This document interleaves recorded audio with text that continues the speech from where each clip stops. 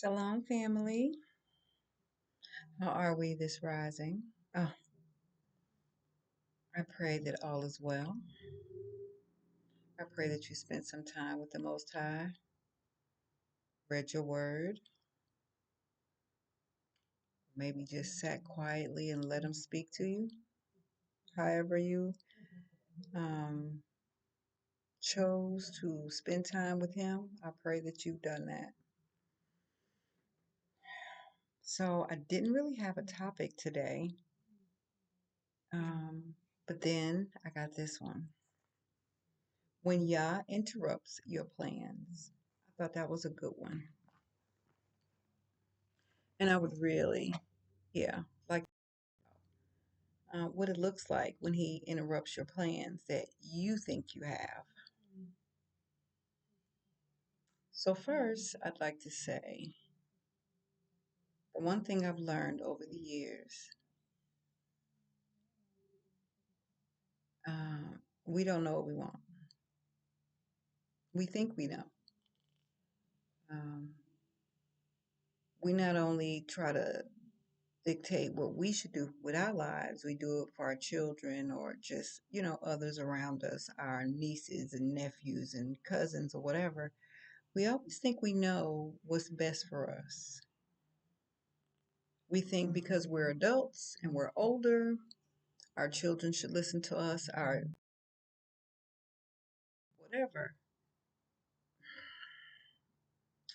They should listen to us because we're older, we've lived life, and we know what's best. And I've learned that we don't. Um,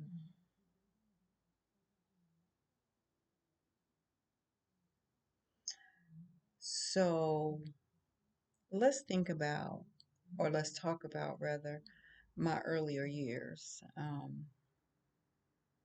I wanted to be a flight attendant. Well, initially, wanted to be an attorney. Then I wanted to be a flight attendant. I wanted to be a track star. I wanted to be a singer. I wanted to be a real estate agent. Being a teacher, um, earlier on in life, it was never nothing I thought about. Later on in life, I thought, being a teacher might not be bad. I enjoy teaching. Um, when my daughter was in about the third grade, I think it was second or third grade, I she kept getting in trouble. And interestingly enough, I was one of those parents. Not my daughter. What y'all mean? What are y'all doing to my daughter? My daughter don't get in trouble. She's this, this, and this.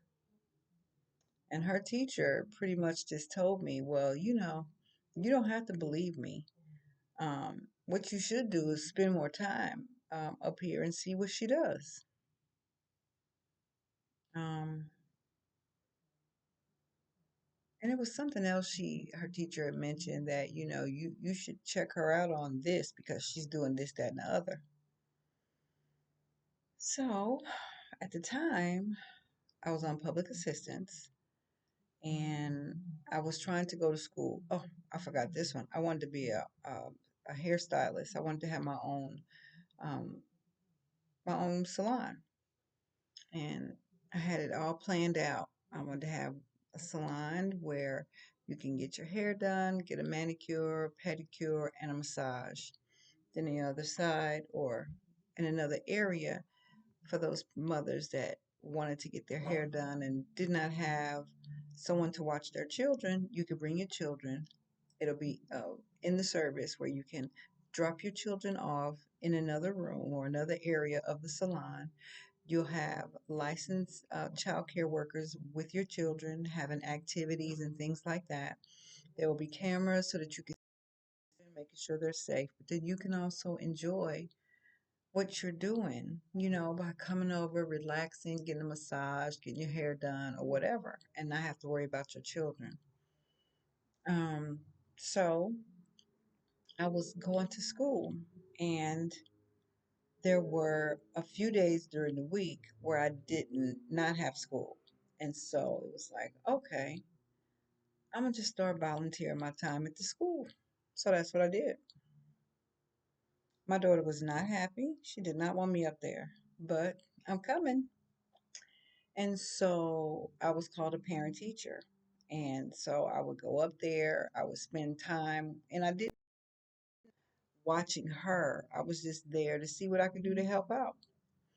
And I loved it. Like I really enjoyed it. They supposedly gave me all the bad children, and I would help them with reading and stuff like that. And then come to find out, after started spending more time with these children, that they were getting a bad rap. One little boy, I will not say his name, sweet. He was always in trouble, always. And he confided in me one day and he started talking to me and he was like, I wish you was my mother. And I wish that I had you because you care about me and you don't really know me. It touched my heart in such a way for two reasons. One, because I was not a good mother to my children. Okay. But outside of my house, I put on that mask and I could pretend. And it was like it was like it was me,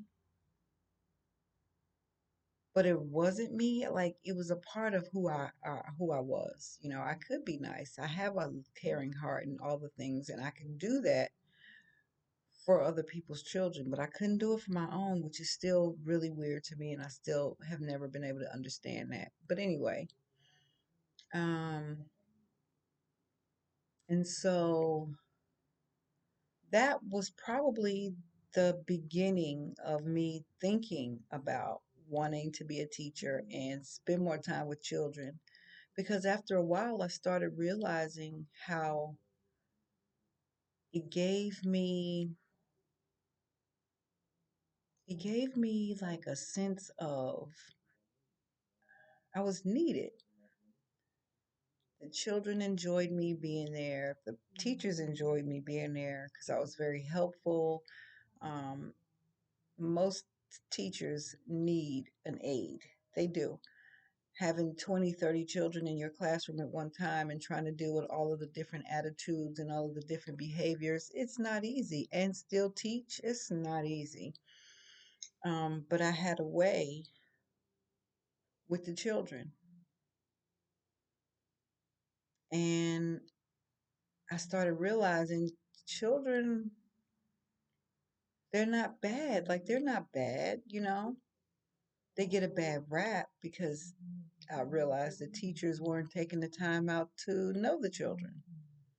So that was many years ago because my daughter's 31 now. So I thought about, yeah, I would like to work with children in some way. Now, because I'm not going to lie, when I was really younger, I always thought I would wanted to be a social worker. I wanted to be like, I guess, in New Jersey, where I grew up, they were called DIFUS workers.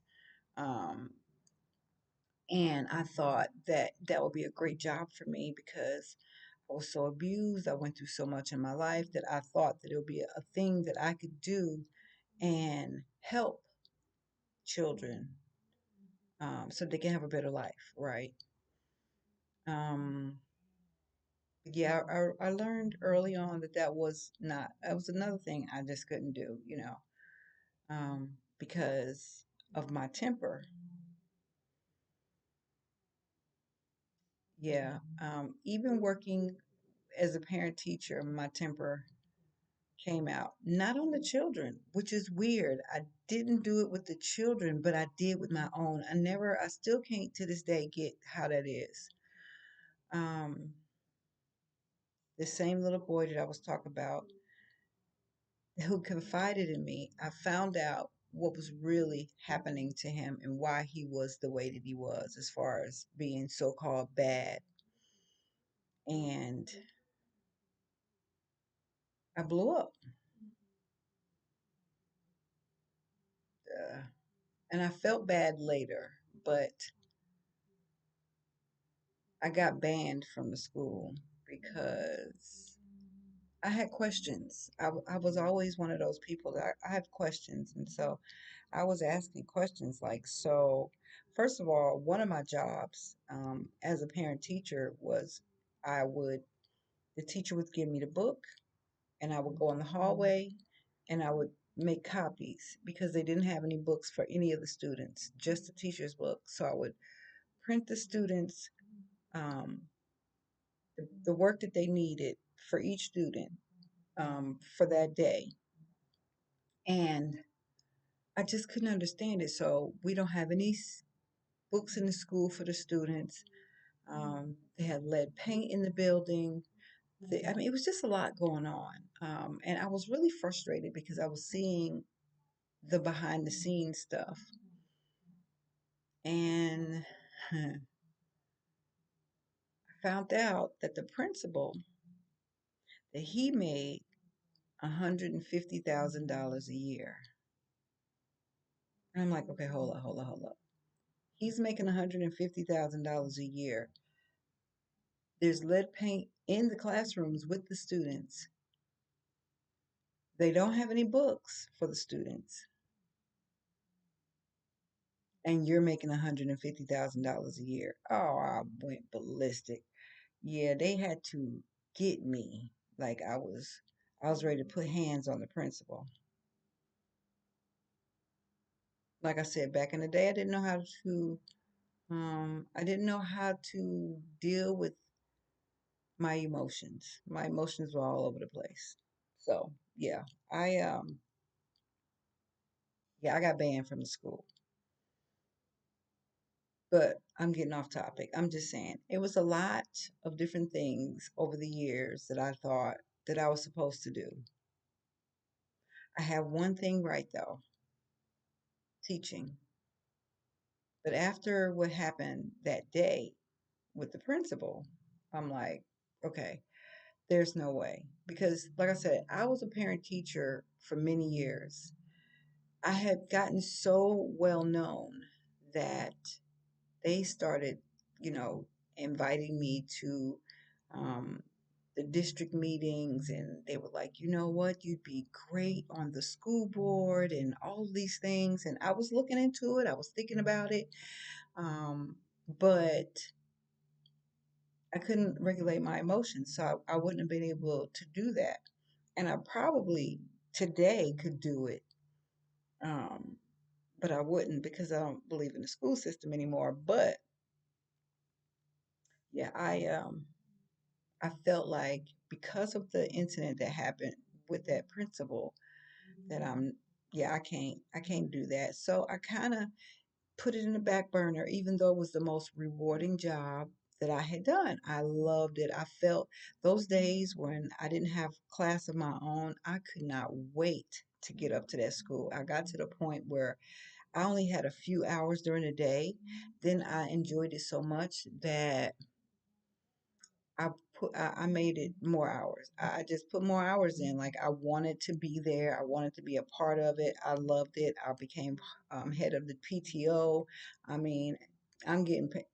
Hello, we have a meeting tonight. Why don't I ever see you there? You want to complain about what's going on with your children, but yet you don't come to the meeting. You know, I used to be one of them. I was on them. But yeah, so all of these times, all of these ideas, all of these thoughts I've had about what I should do and which direction I should go, I didn't know. I have a clue. But the more I seeked the Most High, I wanted to know, I wanted to have a relationship. The more I did that, the more I got into that. It seemed like the path that I was going, even though it was like, girl, going down this hill, it seemed like I'm going fast with no brakes. Um, I still ended up right where I needed to be. And that's how I got to Columbia, Missouri, and I started teaching then. But it still wasn't what he wanted me to do per se. Yes, he gave me that as far as teaching and helping with the students. I'm great at it. I'm tooting my own horn. I'm an amazing teacher, and I'm just gonna be honest. I really am, and I'm only an amazing teacher because the Most High allowed me to be that. Right. Um. So with that, he knew he needed to get me on the path because he's already put the bug in me with me being a parent teacher. That was the bug. That was the beginning bug. But it was many years then passed before I went down this hill with no brakes, to Columbia, Missouri, to where I became an actual teacher. Many years, like many, many years. Um, and still then, I didn't know what I was going to do with this, you know. I didn't know if I wanted to get my bachelor's degree in it. I didn't know what I wanted to do. Um,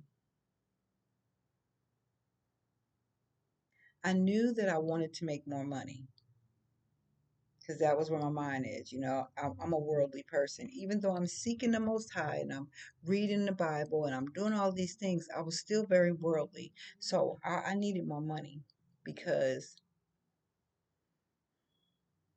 you need money to live. And I was getting raises and raises and raises, but it still wasn't a lot of money. Like it still wasn't a lot. And I was discouraged because of the finances. Then I realized that being a teacher was one job that I would do for free because I'm doing it right now and I don't get financially, uh, I don't get a financial blessing from teaching my grandson. Oh, but I get rewarded very well. So when the Most High interrupts the plans that you think you're supposed to have for you, it's usually never what you thought. You read the word, you go to church, and you have ideas, you have thoughts, but it's never really truth. So once I started getting truth under my belt, that's when a lot of things started to shift. Love teaching, love it. Um, but I still felt like there was something missing, you know. I had this car that would not, I mean, every time I turned around, it was in the shop for something. It was so frustrating. I got this huge bonus at work, and it was like, I had to spend the daggone bonus on my car, and then the next 2 weeks, my car was broke down again. I said, you know what? I've had enough of this car, and I'm not fixing on it anymore. Now I didn't know what was going to happen behind that because if you don't get it fixed, that means you can't drive it. So of course I couldn't drive the car and I couldn't get to work. Now my bosses were picking me up. They were taking turns. I had two or three bosses that would come and not periodically, they would take turns and pick me up. But as a woman that I am, I don't like being, like I don't want to have to rely on you to pick me up and bring me to work. I felt like it was too much. So I just quit the job. Like I just told him, look, I love this job. I enjoy what I do. But at the end of the day, I can't keep asking y'all to keep, bringing me to work and bring me home every day. So I quit the job. Now, I didn't know what was going to happen. Now, before I quit my job, it had been a lot of I want to work with students on my own. I want to do it by myself. Like, I don't want to be involved in a facility anymore because I don't like the rules. I don't like the way they teach. I don't like the way they want me to teach. They had that one story that I probably already mentioned, that I had a student that wanted to, that she felt like she was a cat, and they expected me to put up with a child sitting in my room meowing at me all day. And I'm like, I'm not a veterinarian. Either she's in here to learn or she's going to have to go to a different classroom, because I'm not going to accommodate that. I'm sorry. I think that's ridiculous. We're either a boy or a girl. That's it. I went to school to teach students, not animals.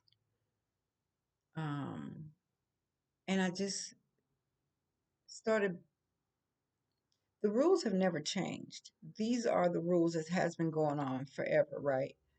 I started to change. The Most High started showing me things that I didn't see. And so, because he was starting to show me all of these things, I'm like, I don't like this, and I don't want to do this.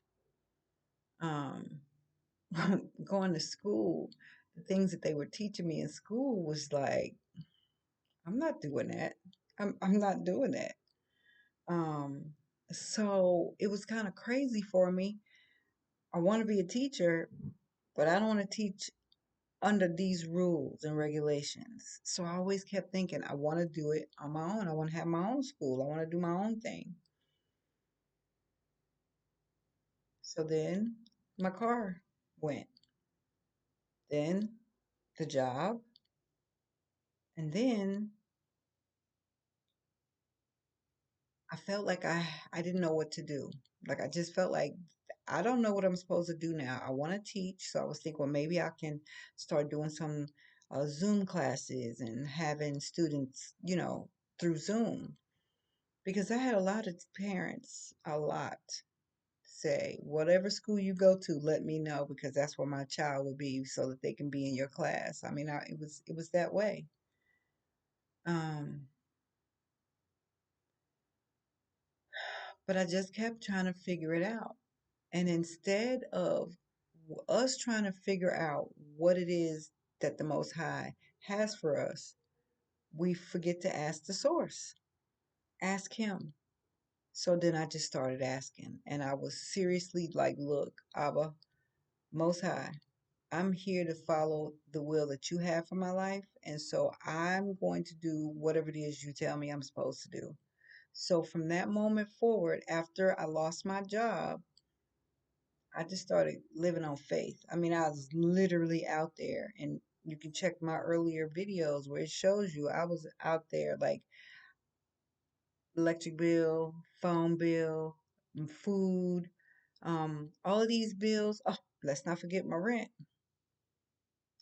I didn't know what I was going to do with any of those things because I did not have an income. So I was living out on faith, as I still do. I'm on faith. Whatever it is the Most High has for me, I want that. And it took a while for me to realize I don't want what I want for me. I want what He wants for me. Because what He wants for you is probably nothing you've ever thought of, ever. So when the Most High interrupts your plans, you got to roll with Him. Because now it's really going to get bumpy. It's going to get bumpy, but hold on. He's got you. You have to trust that He's got you. And you've got to trust that whatever He has for you, you're going to get it. You just got to ride the wave to get to it. Most people say, I trust Him for my life. I trust His plan for my life. But most people don't know what that looks like. Most people say they do, but then they still out there doing stuff, trying to make things happen. I took my hand off the wheel and let Him show me. I didn't like the way it was going, did not, but trust Him. I'm still hands off. I'm following what He tells me. I'm still not working, but I have 12 books. I have curriculum. Then I have my YouTube videos. And eventually, time will come and I will get the reward. I will reap the reward. But in the meantime, I'm waiting. And I'm gonna let Him show me what I'm supposed to be doing. Most people look at you like, girl, that's ridiculous. Because you can look at my earlier videos. Oh, I had a young lady say, "You need to do something. They gonna put you out." This was after I got my eviction notice. I'm like, nope, I'm trusting him. He knew that the eviction notice was coming. He's already been here before me, so he knows what's gonna happen, and I trust him, and still do. Oh my greatness, this video is a lot longer, and I'm so sorry. But anywho, trust him. Take your hand off the wheel. Read your word. Hashtag FINDKOFI. That's my pastor. He's amazing. I promise you. We have a lot of them that's a part of SOC. They'll teach you the truth, and they teach it in a way that you get it like this. You get it. Um, you need someone that's been sent to teach you and to help you, guide you, and help guide you to Yah with the truth. Allow the Most High to be your guide. Like that's where my focus is right on him. Everything he says for me to do, I do it. How do I know it's him telling me to do it? Because I read his word and I know what he would tell me. He has a way of doing things.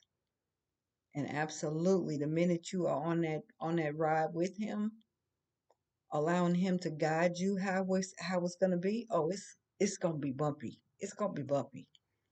It has to be. But hold on, trust, have faith, and know he's got you. And he's not gonna let nothing happen to you that he doesn't want to happen to you. So have faith in him, read his word, pray to him, spend time with him, have a relationship with him, know him intimately. I promise you, you won't make a mistake. You know why? Because you're not doing anything on your own. The only thing you need to do is follow him. He'll get you where you supposed to be. Because everything that you need, he's already put in you. So once he gets you where he needs you, all those tools that he gave you will come out naturally. I promise. I'm gonna go. It's longer than normally, but it's okay. Shalom, family.